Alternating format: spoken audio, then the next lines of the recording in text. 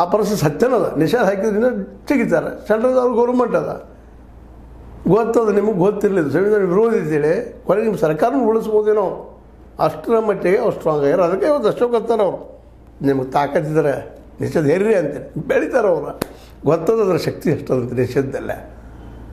ಅದಕ್ಕೆ ಇವತ್ತು ಸಿದ್ದರಾಮಯ್ಯನಂಥವರು ನಾಯಕರು, ಖರ್ಗೆ ಅಂತ ನಾಯಕರು ಚೆನ್ನಾಗಿ ಓದ್ಬೇಕು. ಇವರೆಲ್ಲ ಇತಿಹಾಸ ಬಗ್ಗೆ ಸರಿಯಾಗಿ ಲಕ್ಷ ನೋಡ್ಬೇಕು. ಹೆಂಗೆ ಬೆಳೆದು ನಿಷೇಧದಿಂದ ಬೆಳೆದಾರೆ ಅವರು.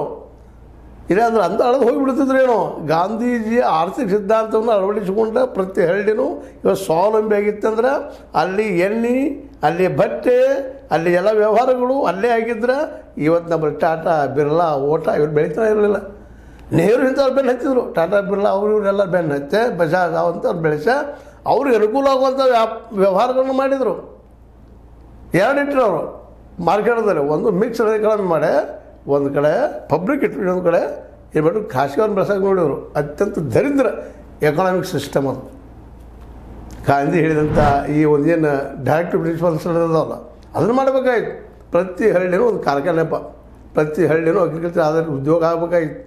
ಇದು ನಿಮಗೆ ಏನು ಹಿಂಗಂದ ತಕ್ಷಣ ಬರ್ರಿ ಆದರ್ಶದ ಮಾತು ಮಾತಾಡ್ತಾರೆ. ಈ ಮನುಷ್ಯ ನಮಗೆ ಹೇಳ್ಬೋದು, ನನಗೆ ಅನ್ಬೋದು, ಇಲ್ಲಂತಲ್ಲ. ಏನನ್ರಿ ಟಿಕ್ಗಳರು ಬರ್ತಾವೆ ಇಲ್ಲಂತಲ್ಲ. ನನಗೆ ಪೋರ್ಟ್ಮೆಂಟ್ ಅಂತೂ ಕರಿತಾ ಇರ್ತಾರೆ ನಮ್ಮ ಪ್ರಿಯ ವ್ಯಕ್ತಿಗಳು, ಕರೀರಿ. ಆದರೆ ಇಲ್ಲಿ ನೀವು ತಿಳ್ಕೊಬೇಕಾಗಿದ್ದು ಏನಪ್ಪ ಅಂತಂದರೆ ಸ್ಪಷ್ಟವಾಗಿ ಹೇಳುವಂಥದ್ದು, ಗಾಂಧಿ ಮತ್ತು ಅಂಬೇಡ್ಕರ್ ಸರಿಯಾಗಿ ಈ ಒಂದು ಕಾಂಗ್ರೆಸ್ಗೂ ಅಳವಡಿಸ್ಕೊಳ್ಬೇಕು. ಸುಳ್ಳ ಗ್ಯಾರಂಟಿ ಕೊಟ್ಟು ಮತ್ತು ಏನೂ ಆಗೋದಿಲ್ಲ ಗ್ಯಾರಂಟಿಯಿಂದಾಗಲಿ ಅಥವಾ ರಿಸರ್ವೇಷನ್ನಿಂದ ಏನೇನು ಈ ಈಕ್ವಾಲಿಟಿ ಬರೋಕ್ಕೆ ಸಾಧ್ಯವೇ ಇಲ್ಲ. ಈಗ ನಾವು ಅನುಭವಿಸಿವಿ. 75 ವರ್ಷ ಎಷ್ಟೈತಪ್ಪ SC/ST ಕೊಟ್ಟು ನಾವು ರಿಸರ್ವೇಷನ್. ಪಾಪ ಅವರು ನಮ್ಮ ಲೆವೆಲ್ಗೆ ಬಂದಿರ್ತಾರೆ. ಅವ್ರ ಆರ್ಥಿಕ ಪರಿಸ್ಥಿತಿ ಎತ್ತರಗೈತೆ, ಎಲ್ಲೋ ಸ್ವಲ್ಪ ಆಗಿದ್ದಾರೆ. ಸರ್ಕಾರಿ ನೌಕರಿ ಹಿಡ್ಕೊಳ್ಳಲ್ಲೇ ಮಾಡುವಲ್ಲೇ ಒಂದು ಗಳಿಸಲ್ಲ ಅನುಕೂಲ ಆಗ್ಯೋದಿಲ್ಲ ಅಂತಲ್ಲ. ಆದರೆ ಯಾವ ಪ್ರಮಾಣದಲ್ಲಿ ಒಂದು ಸಮಾನತೆ ಬರಬೇಕು ಅದು ಬಂದಿಲ್ಲ. ಈ ದೇಶದ ಒಟ್ಟು ವ್ಯವಸ್ಥೆಯಲ್ಲೇ ಕೇವಲ 10% ಜನರಲ್ಲಿ ಇಡೀ ದೇಶ